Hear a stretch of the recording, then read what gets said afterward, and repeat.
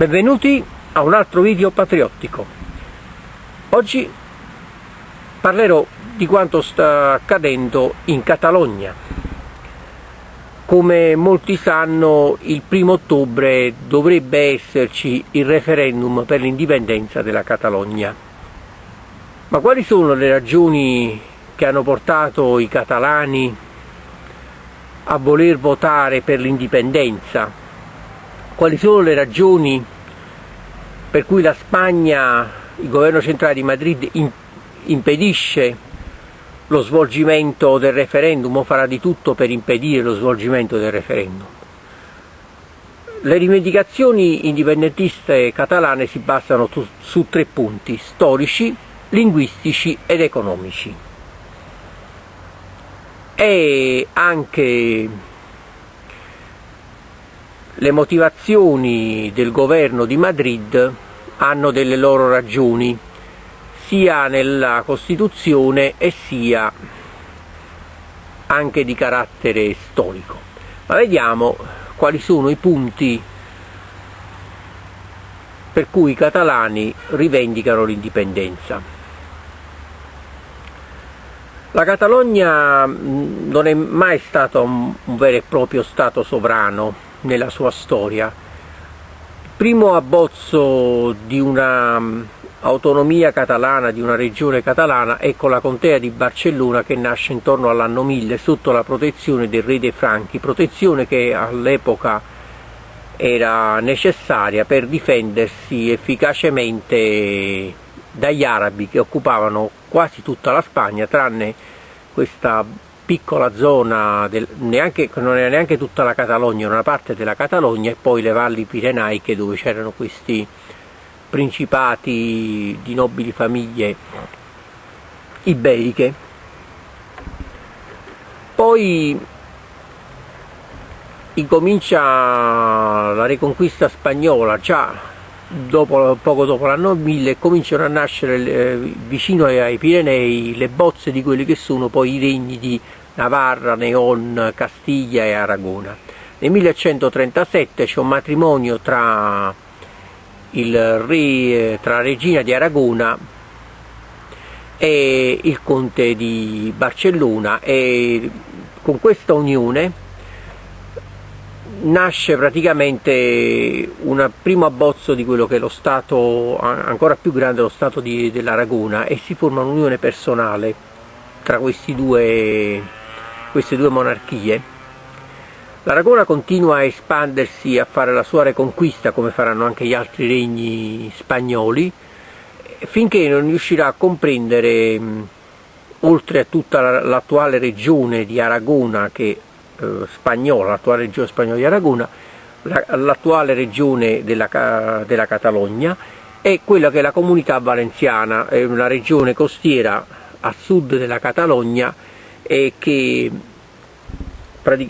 confina col Mar Mediterraneo, che ha per capoluogo Valencia, mentre l'attuale regione dell'Aragona ha come capoluogo Saragozza.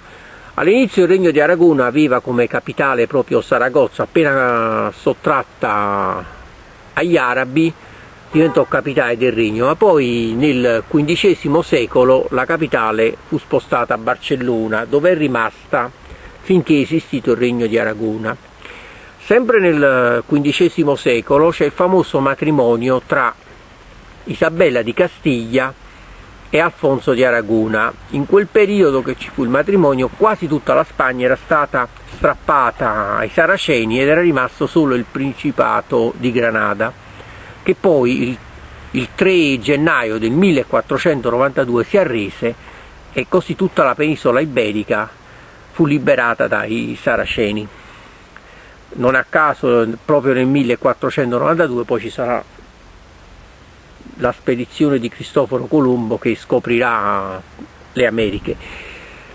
Ora l'Aragona era uno dei 4 regni, e la Catalogna all'interno dell'Aragona aveva la sua autonomia, e il catalano era la lingua ufficiale della Catalogna, ed è rimasta lingua ufficiale fino all'inizio del Settecento. All'inizio del Settecento c'è la guerra di successione spagnola e la Catalogna si schiera con il pretendente al trono di Spagna, che è Carlo di Asburgo, mentre la Castiglia si schiera con Filippo IV di Borbone. Filippo IV vincerà e diventerà re di Spagna e punirà i suoi nemici, punendo il regno della Catalogna e abrogando il catalano come lingua ufficiale e imponendo il castigliano, che oggi conosciamo come spagnolo, come lingua ufficiale in Catalogna. Non solo, ma fino a quel momento non si parlava di un vero e proprio regno di Spagna, ma di Spagna, cioè i 4 regni di Castiglia, León, Navarra e Aragona erano uniti formalmente nella persona del re, ma continuavano formalmente a esistere come stati. Invece nel 1707 nasce effettivamente un regno di Spagna unitario da Filippo IV di Borbone in avanti, per cui unifica questi 4 regni, come poi Ferdinando IV per il regno di Napoli, terzo per il regno di Sicilia, unificherà il regno di Napoli e il regno di Sicilia nel regno delle 2 Sicilie nel 1816, più o meno lo stesso principio. E la Catalogna perde, il catalano subisce molto il fatto di essere stato accantonato come lingua ufficiale, ma ancora di più lo subisce la lingua aragonese, che è quasi del tutto estinta. Oggi la lingua aragonese si parla solo in qualche valle prepirenaica. In quasi tutto il resto della regione di Aragona si parla il castigliano, cioè lo spagnolo. Questi sono i motivi storici, ma non è finita qui. Nel XIX secolo nascono effettivamente le rivendicazioni, a fine XIX secolo, indipendentiste. Negli anni 20 del XX secolo la Catalogna, a seguito della rivoluzione, si stacca dalla Spagna, ma poi verrà riconquistata nel corso della guerra e negli anni 30 a Barcellona si formerà un regime comunista che lotterà contro Franco. Anche questo regime verrà abbattuto e Francisco Franco opprimerà i catalani e farà sentire il suo pugno di ferro, e anche qui ogni autonomia catalana, ogni identità, anche la lingua catalana, verrà accantonata, finché nel 1975 Francisco Franco muore, torna il Borbone col re Juan Carlos, e Juan Carlos, a differenza dei suoi predecessori del XVIII e XIX secolo, fa immediatamente delle aperture verso le autonomie locali e anche verso i catalani. E così nascono le istituzioni autonome della Catalogna, del Paese Basco, nella Navarra e in altre regioni della Spagna, nelle Baleari pure. Dal 1978 fino al 2003 in Catalogna il partito indipendentista più importante è il Partito Popolare Catalano, una specie di democrazia cristiana catalana che dominerà la scena politica. Un altro partito importante in Catalogna è l'Esquerra Republicana de Catalunya, cioè la sinistra repubblicana di Catalogna, che però sarà sempre all'opposizione fino al 2003, quando il Partito Popolare Catalano verrà battuto alle elezioni e la sinistra repubblicana catalana farà un governo di coalizione con il Partito Socialista Catalano, che però non è un partito indipendentista, è solo un partito dei lavoratori e soprattutto un partito delle classi lavoratrici, degli immigrati in Catalogna, soprattutto quelli immigrati dall'Andalusia. Poi nel 2016 viene eletto l'attuale presidente della Catalogna, un ampio schieramento indipendentista vince e prende la maggioranza assoluta dei seggi nella Generalidad della Catalogna, cioè il Parlamento catalano, e viene unilateralmente indetto il referendum che si dovrebbe svolgere il 1° ottobre, che però la Spagna non ritiene valido. Ma su questo fatto del referendum ci torniamo dopo. Altra rivendicazione per cui i catalani vogliono l'indipendenza è un motivo linguistico. Il catalano è una lingua neolatina ma diversa dal castigliano. Io che parlo lo spagnolo, cioè il castigliano, non lo capisco il catalano, anzi a sentirlo di primo acchitto sembra una specie di francese, cui è una lingua un poco particolare ed è anche diversa pure dal portoghese come suono, come parlata, per cui è una lingua proprio peculiare, ma non solo della Catalogna, perché non si parla solo in Catalogna.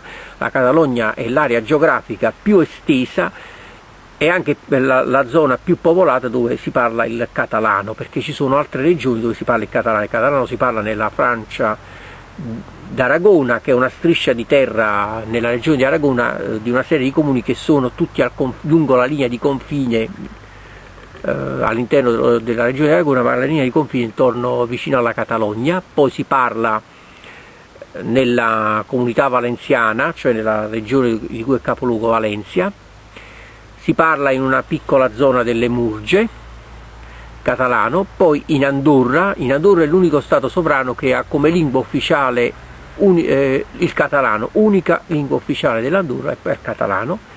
Poi il catalano si parla in una regione chiamata Catalogna del Nord o Rostiglione, che oggi è il dipartimento francese dei Pirenei orientali. Una volta, fino al 1659, faceva parte proprio della contea di Barcellona, poi fu ceduto alla Francia col trattato dei Pirenei proprio di quell'anno, e da allora appartiene alla Francia e anche lì si parla il catalano.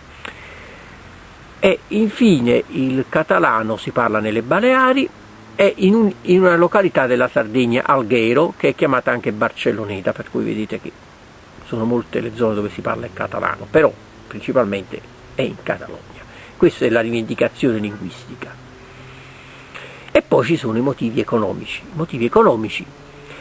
La Catalogna è la regione più ricca della Spagna, la più industrializzata, con reddito pro capite più alto. I catalani pagano in proporzione alla popolazione, portano il maggior gettito fiscale al Regno di Spagna, ed è chiaro che per il governo spagnolo perdere le tasse dei catalani è un danno erariale, un danno economico notevole, anche perché la Catalogna non ha il federalismo fiscale che invece hanno la Navarra e il Paese Basco. Il Paese Basco e la Navarra trattengono gran parte, anzi la quasi totalità delle tasse che raccolgono e le trattengono per il territorio, mentre la Catalogna no. La Catalogna tutte le tasse vanno a Madrid e poi Madrid stabilisce i finanziamenti per le singole materie in cui la Catalogna ha bisogno dei soldi, per cui tutto dipende da Madrid quanti soldi elargisce alla Catalogna, che è la regione maggior contribuente fiscale della Spagna. È chiaro che i catalani non vogliono più dare le tasse a Madrid, le vogliono trattenere sul territorio, e questa è la terza e importante rivendicazione, anzi diciamo forse in questo momento è la più importante, perché il catalano è lingua ufficiale in Catalogna ed è riconosciuto come lingua dallo Stato spagnolo. L'autonomia ce l'hanno come ce l'avevano anticamente ai tempi del Regno di Aragona, sono riconosciuti addirittura come nazione all'interno della Spagna, per cui a questo punto che cos'è che manca alla Catalogna? Manca l'indipendenza per poter disporre completamente delle loro tasse. Il governo spagnolo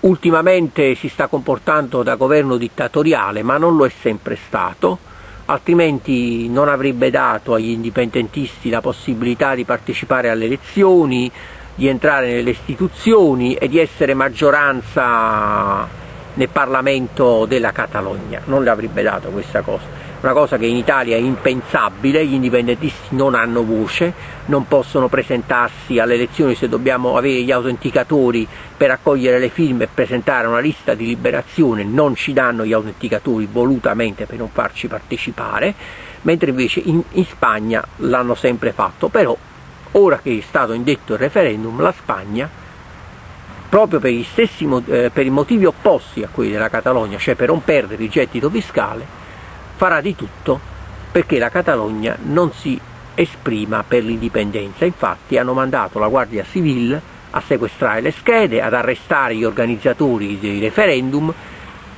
e a minacciare di arrestare i sindaci dei comuni della Catalogna dove si farà il referendum, insomma, a fare di tutto per impedire che questa consultazione si svolga.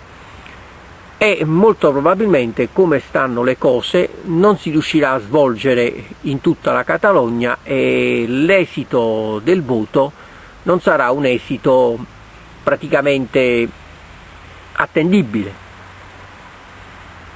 Per cui capite quali sono le ragioni anche del governo spagnolo, ma il governo spagnolo ha anche un'altra ragione. Il distacco della Catalogna potrebbe dare forza alle rivendicazioni indipendentiste dei baschi, principalmente, che hanno anche fatto una lotta armata, mentre i catalani non hanno mai fatto una lotta armata con attentati terroristici. I baschi con l'ETA per il passato hanno fatto molti attentati terroristici, per cui potrebbe dare forza alle rivendicazioni dei catalani, cioè dei baschi, poi della Navarra, della Galizia, e potrebbero staccarsi anche le Baleari e la Comunità Valenziana. Praticamente si staccherebbero quasi tutte le regioni costiere della Spagna e la Castiglia rimarrebbe, che comunque è il grosso dello Stato spagnolo, rimarrebbe senza sbocchi a mare e la Spagna, come oggi la conosciamo, si disgregherebbe molto più di quanto non si è disgregata la Jugoslavia. Ecco che è un motivo principale per cui il governo centrale di Madrid sta facendo il pugno di ferro e si sta comportando in maniera come si comportavano i franchisti, cioè ha avuto un regresso dittatoriale come all'epoca di Francisco Franco.